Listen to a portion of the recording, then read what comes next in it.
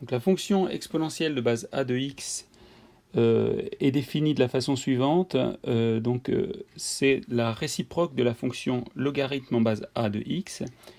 Et donc on peut noter que quel que soit x appartenant à R, si on a donc y qui est égal à a puissance x, c'est équivalent à avoir x est égal à log en base a de y. Et puis en utilisant la formule de changement de base pour les logarithmes, ceci est égal à logarithme en base e de y divisé par logarithme en base e de a, que l'on peut noter également logarithme népérien ln, donc ln de y est égal sur ln de a. Et puis donc en transformant l'écriture, on obtient x est égal, ln de a fois x est égal à ln de y. Les fonctions exponentielles et logarithme exponentielle en base e et logarithme népérien étant des fonctions réciproques, on a exponentielle de ln de a fois x est égal à exponentielle de ln de y. Et donc ceci est équivalent à avoir y qui était noté ici comme étant a puissance x, donc exponentielle en base a. C'est donc égal à a puissance x et c'est égal à exponentielle en base e de x fois ln de a. Et on définit alors la fonction exponentielle en base a comme étant, donc, quel que soit a positif et puis x appartenant à l'ensemble des réels, alors exponentielle en base a, c'est une fonction qui va de l'ensemble R vers l'ensemble R étoile plus et qui a tout x associe y qui est égal à a puissance x, que l'on note également exponentielle de x fois ln de a.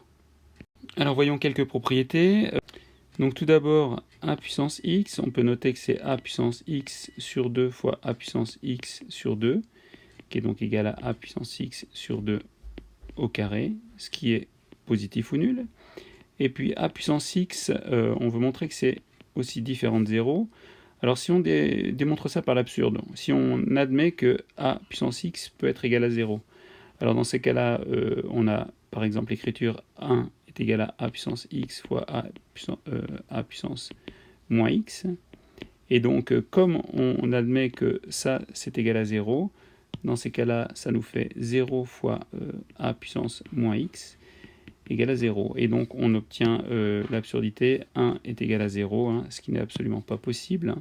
Donc, ça, c'est absurde. Et donc, on arrive à montrer comme ça que a puissance x est strictement positif. Alors, on peut également montrer une autre, par exemple, a puissance x fois a puissance moins x. Donc ça, c'est égal à, si on utilise la notation exponentielle de ln de a fois exponentielle de y ln de a. Donc ça nous donne exponentielle de x plus y fois ln de a. Et donc ça, c'est égal à a puissance x plus y. Pour le quotient, ce serait exactement le même principe. Et puis on peut utiliser montrer peut-être une dernière, a puissance x puissance y. Ça, c'est égal à exponentielle en base donc de x fois ln de a à la puissance y. Et donc ça, c'est exponentielle de x fois y fois ln de a. Et donc ça, c'est égal à a puissance x fois y.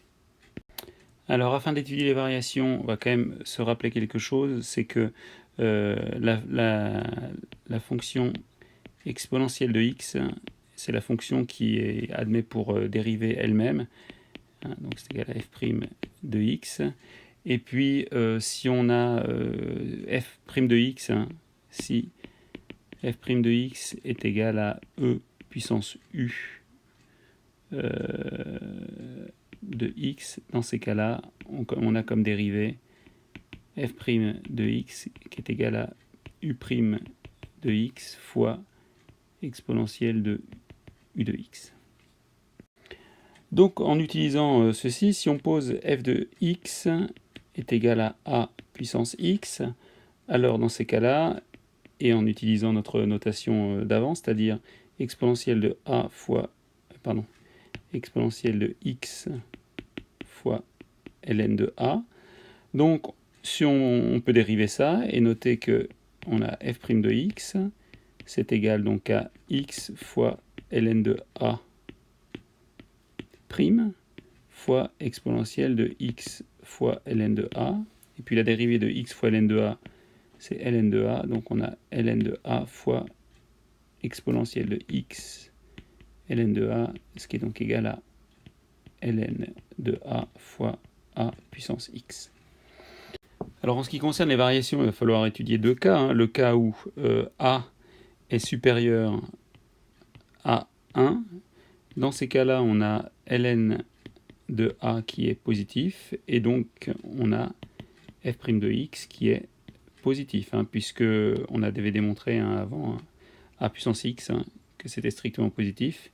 Ln de a est positif, donc on a bien ici une fonction qui est croissante. Et puis par contre, en ce qui concerne la valeur de a inférieure à 1, donc quand même strictement positive, dans ces cas-là, on a ln de a qui est négatif, et donc ça implique que f' de x est aussi négatif, et donc que la fonction est décroissante. Et donc on a des représentations graphiques qui sont de cette forme. On voit bien si a est supérieur ici à 1, dans ces cas-là on a une fonction qui est croissante. En revanche, dans le cas où a est inférieur à 1, positif, on a une fonction qui est décroissante. Alors voyons pour terminer quelques limites.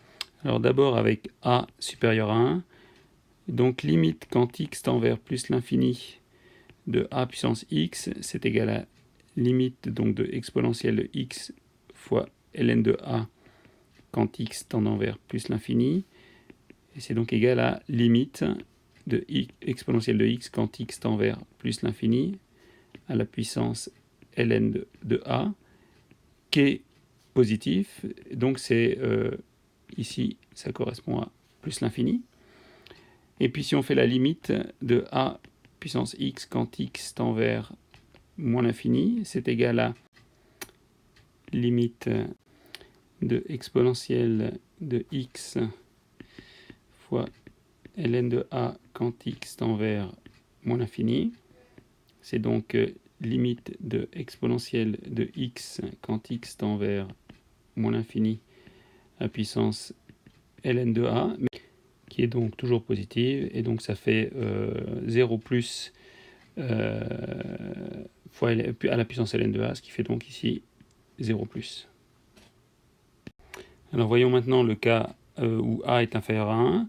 Donc on a toujours limite de a puissance x quand x tend vers plus l'infini, qui est égal à la limite donc de exponentielle de x fois ln de a quand x tend vers plus l'infini, ce qui s'écrit toujours limite de exponentielle de x quand x tend vers plus l'infini à la puissance ln de a, mais cette fois-ci ln de a est négatif, et donc ça c'est égal à 1 sur limite quand x tend vers plus l'infini de exponentielle de x à la puissance moins ln de a, qui devient cette fois-ci positive, et donc on a 1 divisé par, on l'avait vu précédemment, plus l'infini, ce qui fait donc 0 plus.